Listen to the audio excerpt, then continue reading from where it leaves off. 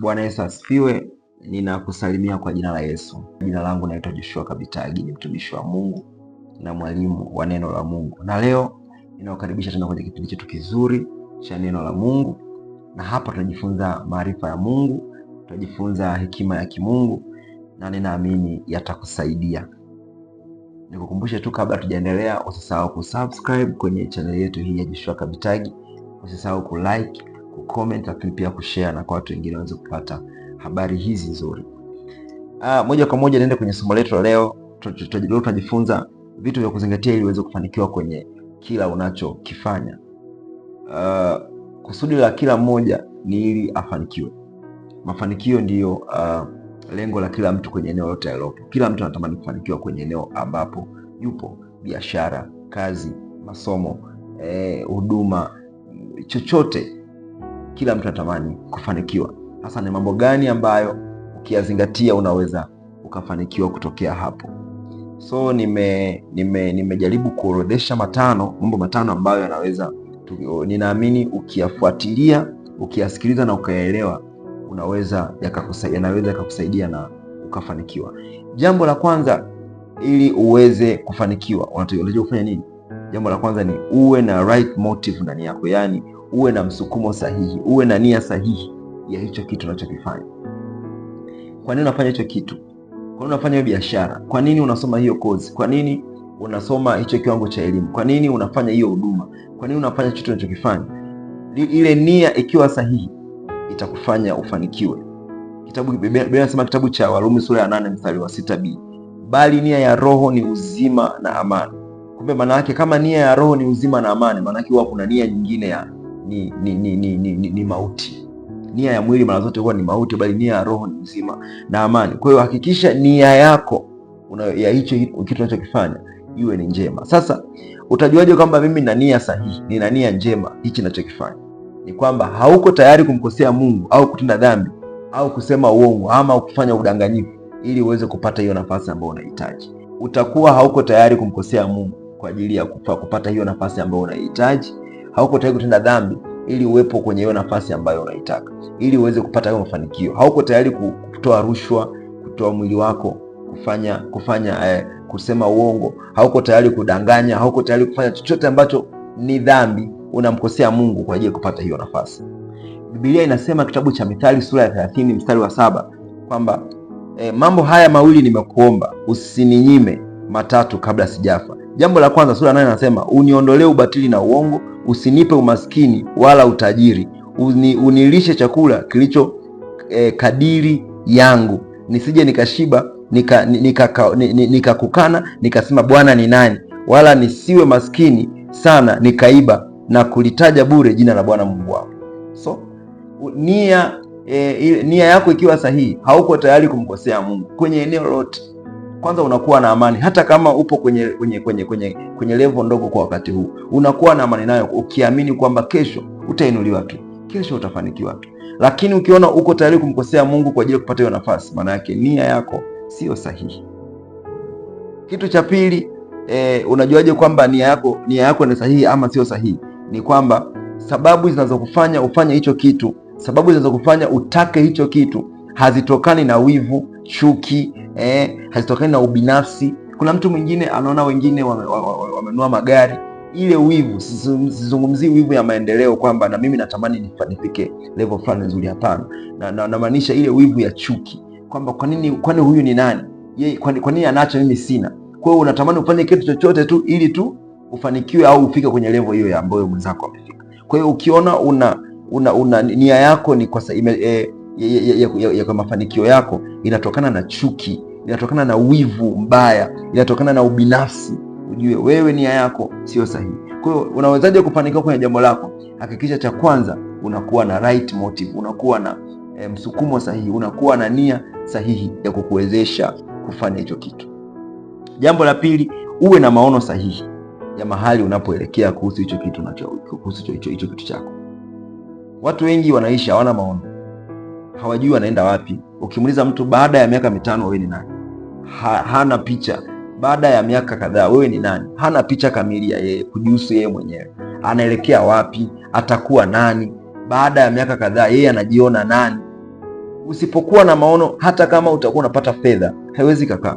Kama hauna maono, hata kama utapata nafasi nzuri, haiwezi kakaa. Kwa cha kwanza kabisa lazima uwe na maono ndani yako. Kuwa na maono, andika maono, andika vitu ambavyo unavihitaji kuvifanya au unahitaji kuwa. Kwenye karatasi andika, kwenye daftari andika. Biblia inasema kitabu cha Mithali 29 mstari wa 18, pasipo maono mtu huacha kujizuia. Kwa hiyo ili uweze kukaa kwenye nafasi nzuri, kukaa kwa nidhamu, kuishi kwa nidhamu, lazima uwe na maono. Maono ndio yatakayoamua uende wapi, ulale saa ngapi, uamke saa ngapi, ufanye nini, uhusiane na nani. Kwa kitu cha kwanza, mambo yanaweza kufanikisha. Kitu cha kwanza, lazima uwe na nia sahihi ya hicho kitu unachokifanya. Kitu cha pili, lazima uwe na maono. Tengeneza maono, ainisha maono yako. Sasa kuna watu wanasema mimi na maono. Sasa unajuaje kama maono yako ni sahihi? Kitu cha kwanza, maono yote ambayo yamelibeba kusudi la Mungu, maono yote ambayo yamebeba kusudi la Mungu, hayo ni maono sahihi. Kitabu cha Warumi sura ya 12 mstari wa 2 nasema kwamba msifuatishe namna ya dunia hii, bali mfanye upya kwa kugeuzwa nia zenu, mweze kujua mapenzi ya Mungu yaliyo kamili, mema na ya kumpendeza. Kwa hiyo lazima maono yako ili yaweze kuwa sahihi, tunayapima kama ndani yake kuna kusudi la Mungu. Wengine wana maono kweli ya kuwa matajiri, wana maono ya kupika mbali kihuduma, lakini ndani yake hakuna ajenda ya kimungu, yani kwamba Mungu atafaidika nini na hayo maono yako ambayo unayo. Kwa hakikisha maono yako yawe yamebeba kusudi la Mungu. Jambo la pili ni nini? Unahakikisha una maono. Jambo la tatu, uwe na watu sahihi waliokuzunguka. Tafuta watu sahihi, kuwa na watu sahihi. Watu wanachangia sana maendeleo ya mtu. Watu waliokuzunguka wanaweza wakaamua unakoelekea. Mtu mmoja akasema kwamba tuonyeshe rafiki zako, tukwambie tabia zako. Kwa hiyo watu waliokuzunguka wanaamua sana ulivyo, wanaamua tabia yako, wanaamua unakoelekea. So uwe na watu sahihi kwenye maisha yako. Sio kila mtu utaambatana naye, sio kila mtu kukaa naye. Hata kama ni mkubwa, ana hadhi fulani, hakikisha unakuwa na watu sahihi. Kuna mfano mmoja kwenye Biblia, kitabu cha Wafalme wa Pili kuanzia sura ya 10, tunamwona mfalme mmoja anaitwa Rehoboam, ambaye alikuwa ni mtoto wa mfalme Suleiman baada ya mfalme Suleiman kufariki. Sasa huyu Rehoboam aliposhika madaraka, alizungukwa na kabineti ya vijana wenzake ambao walimshauri vibaya, na kwa sababu alimshauri vibaya, kupitia yeye na kupitia wale vijana akafanya maamuzi mabaya. Alipofanya maamuzi mabaya, taifa la Israeli kwa mara ya kwanza likagawanyika. Kwa hiyo ukiwa na watu wabaya, watakushauri vibaya, wakikushauri vibaya, utaamua vibaya na matokeo yatakuwa mabaya. Uweze kufanikiwa, tafuta marafiki sahihi, tafuta watu sahihi. Unajuaje kama watu wako hao ni sahihi? Jambo la kwanza, wanakuzungumzia vizuri kwa watu, yaani wanakusemea vizuri kwa watu. Jambo la pili, wanapenda kuyaona mafanikio yako, yaani wale watu ambao wamekuzunguka wanapenda kuona unafanikiwa, wanajua hawa ni watu sahihi. Kwa hiyo tafuta watu sahihi, kuwa kwa watu sahihi.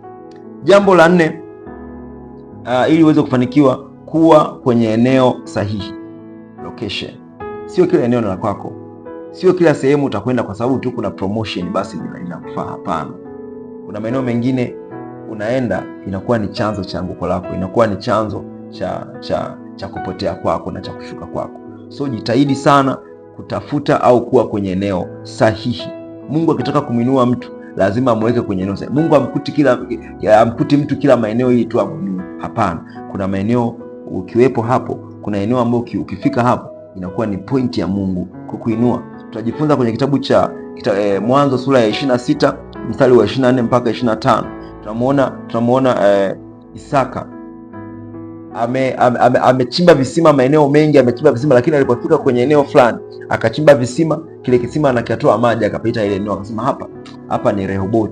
Akasema hata sasa Bwana amenifanyia nafasi. Kwa hiyo kuna maeneo ambayo ukifika Mungu anakufanyia nafasi. Sasa sio kila eneo kwa sababu lina promotion. Sasa unawezaje kulijua ile eneo ni sahihi? Lazima ile eneo liwe ni sababu ya kumsikia Mungu.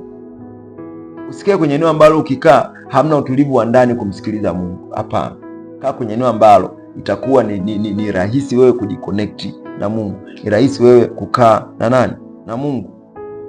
Na kitabu cha Mwanzo sura ya 28 mstari wa 12 tunasoma habari za Yakobo.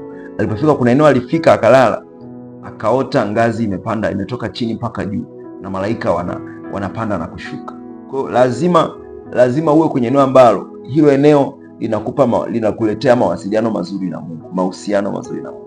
Kwa hiyo sio kila eneo ni sahihi hata kama lina promotion.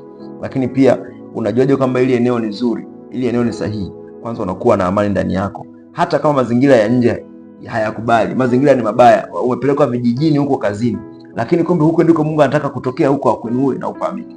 Wewe unataka kwenda mjini. Hapana. Kwa tafuta eneo ambalo ni sahihi. Eneo sahihi la kwanza unajuaje? Inakujengea mahusiano yako na Mungu. Jambo la pili, eneo sahihi inafanya unakuwa na amani ndani hata kama mazingira hayakubaliki. Kitu cha tano na cha mwisho, uweze mambo muhimu ambayo yatakusaidia kufanikiwa kwenye eneo ambalo upo na unaolifanya. Kitu cha kwanza ni kujua wakati sahihi. Kitu cha tano na cha mwisho ni kujua wakati sahihi wa kufanya jambo. Sio kila wakati utataka ufungue biashara. Sio kila wakati ni wa kuanza huduma. Sio kila wakati ni wa kufanya hicho unachofanya. Tafuta, subiri wakati sahihi. Biblia inasema kitabu cha Mhubiri sura ya 3 kila jambo lina wakati wake. Kila jambo lina majira yake. Kila wakati na kusudi chini ya mbingu. Kwa tafuta, subiri, muombe Mungu akupe wakati sahihi, kuyajua majira kwamba huu ni wakati wa kufanya hichi kitu. Ndio maana Mungu ameweka majira ya kiangazi na masika. Huwezi ukapanda kiangazi kutegemea kuvuna. Sasa lazima uwe ni mtu wa kujua kwamba hapa ni wakati wa kuvuna, hapa ni wakati wa kupanda. Jua majira sahihi. Na unajuaje kwamba huu ni wakati sahihi wa kufanya hicho kitu unachokifanya? Kitu cha kwanza, unapofanya hicho kitu bila kutumia nguvu, unashangaa matokeo unayapata. Umefika unalima, ni shamba dogo lakini matokeo unayaona.